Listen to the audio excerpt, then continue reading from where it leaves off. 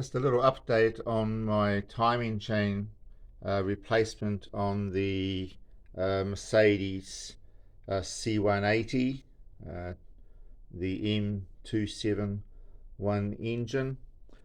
Very happy to say that my new cam adjusters have arrived, shipped by air,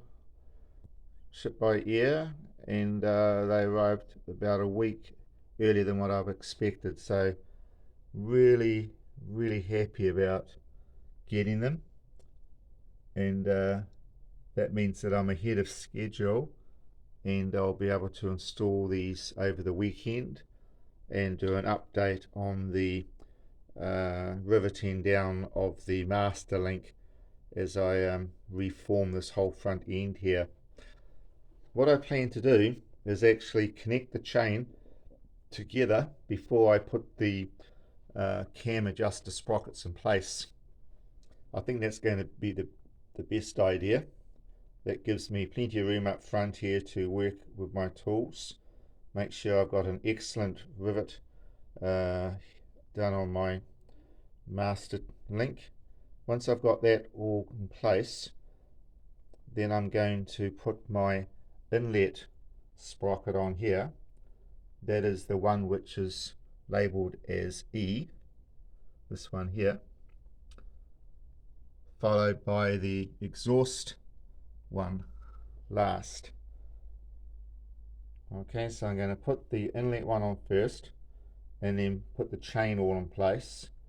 Then I'm going to put the chain over the exhaust sprocket, and then I'm going to bolt the exhaust sprocket into place.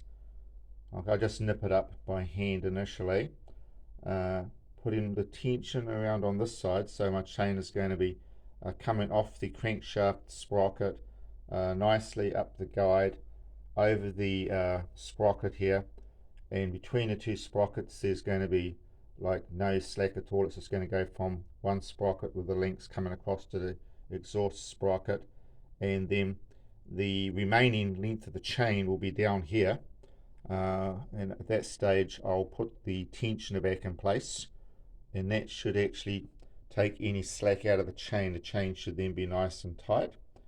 Once I have that in place, I'm then going to carefully rotate the engine around 2 or 3 times just to see how everything is looking. And when I'm happy about all of that, I'm going to then torque down these two camshaft adjuster bolts.